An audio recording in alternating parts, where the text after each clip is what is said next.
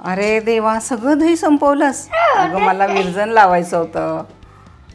अगं तुझ्याकडे एवढे हॅक्स पडले, त्यातले एक घे आणि कर. आता मला ते शोधावं लागेल ग.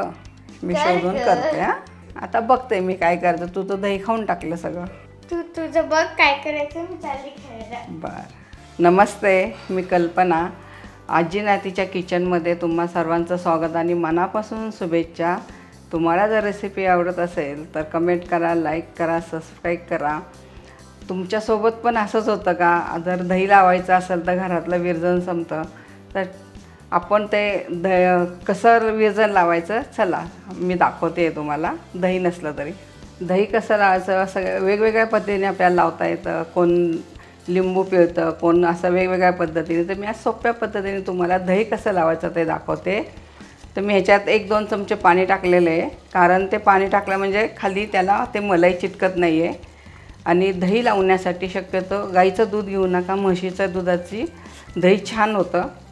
तर सोप्या पद्धतीने मी तुम्हाला दही कसं लावायचं ते दाखवते. आता इथं अर्धा लिटर मी म्हशीचं दूध घेतलं आहे. आता इथं आपण तापायला ठेवूया.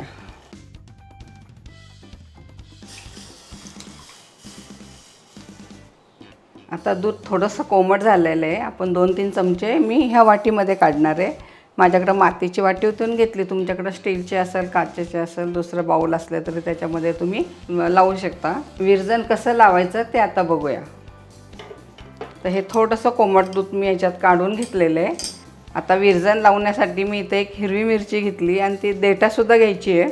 देठ काढायचा नाही आहे. मिरची खूप उष्ण असते त्यामुळं विरजण पटकन लागतं. आता ही मिरची मी कोमट दुधात टाकणार आहे, त्याच्यामुळं पटकन विरजण लागलं जातं. चिरायची नाही आहे, फक्त असा टोचा मारून घ्यायचा आहे. असा एक टोचा मारून घेतलेला आहे. आता हे आपण ह्या कोमट दुधामध्ये टाकूया मिरची, तर आपलं विरजण पटकन लागतं. आता हे कोमट दुधात टाकलेली मिरची आहे, हे आता सगळं असं हलवून घ्यायची. हलवून घेतली की ह्याला झाकण ठेवा. 3-4 तासात विरजण तयार होईल आपलं. इथं आता दुधाला छान उकळी आलेली आहे. आता हे दूध कोमट होईपर्यंत आपण वाट बघू, मग त्याचं आपण ते विरजण लावणार आहे. तर हे फक्त गॅस बंद करायचा. आता आपलं दूध छान तापून झालेलं आहे. आपण जे विरजण लावलं होतं ते बघा किती छान झालेलं आहे. आता ह्यातली आपण मिरची काढून घेऊ. अजून थोड्या वेळ झालं तर असे खापासारखं दही होतं, पण आता हे दूध कोमट व्हायला लागलं म्हणून आपण आता विरजण लावणार आहे. बघा ही मिरची काढून टाकायची. विरजण बघा कसं खापासारखं झालेलं आहे. एकदम छान झालं आहे विरजण. 2-3 तासच झालेलं आहे. आणि हे दूध पण आपलं इथं कोमट झालेलं आहे. तर आपण दही लावायला घेऊ. आधी हे दूध टाकून घेऊ ह्याच्यामध्ये. दुधाच्या साईसकट दूध घ्यायचं आपल्याला. बघा आपण 2 चमचे दूध हे पाणी टाकलं होतं तापायच्या आधी, तर बुडाला 1 कणसुद्धा साई चिटकली नाही आहे. छान लागलं आहे म्हणून 2 चमचे आधी पाणी टाकून मग दूध टाकायचं त्याच्यात. आता हे आपलं विरजण झालेलं आहे, ते दही लावण्यासाठी आपण ह्याच्यात मिक्स करू. बघा किती छान झालं आहे दही.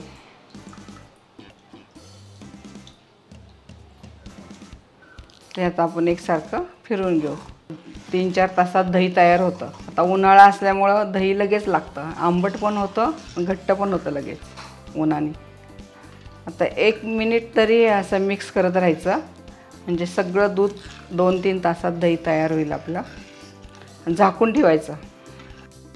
आता हे आपलं 1 मिनटं फिरून झालेलं आहे. तर ह्याच्यावर आपण तुरटी फिरवणार आहे. तुरटी फिरवल्यामुळं दही चांगलं पांढरं शुभ्र आणि खापासारखं दही तयार होतं.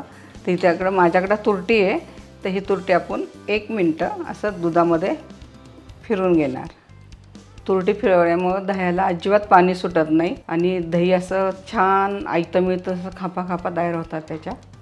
चला आता ही तुरटी फिरून झालेली आहे. आपण याला आता दही लावण्यासाठी झाकण लावून ठेवू.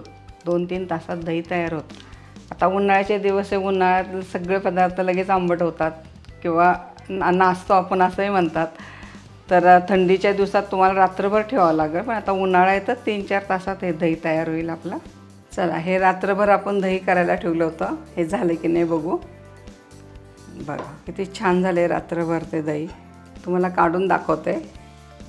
हे बघा बाहेर मिळतं असंच छान, अजिबात पाणी पण नाही आहे. अशा खापासारखं दही छान झालं आहे. आपण ह्याला विरजण पण नाही घातलं, फक्त ते 1 मिरची करून घातलं होतं दह्यात. विरजण फोडलं होतं आपण ते बघा. कुडूनही काढा. अशा खापासारखं दही झालेलं आहे. एकदम घट्ट झालेलं आहे. आणि हे दही आंबट होत नाही, गोडच लागतं. आंबटपणा ह्याचा कमी येतो, पण खायला खूप छान लागतं हे दही. सगळीकडनं काढून दाखवते. प्रत्येक ठिकाणी अशा खापा छान झालं आहे. तुम्हाला जर ही रेसिपी आवडली असेल तर लाईक करा, कमेंट करा, सबस्क्राईब करा.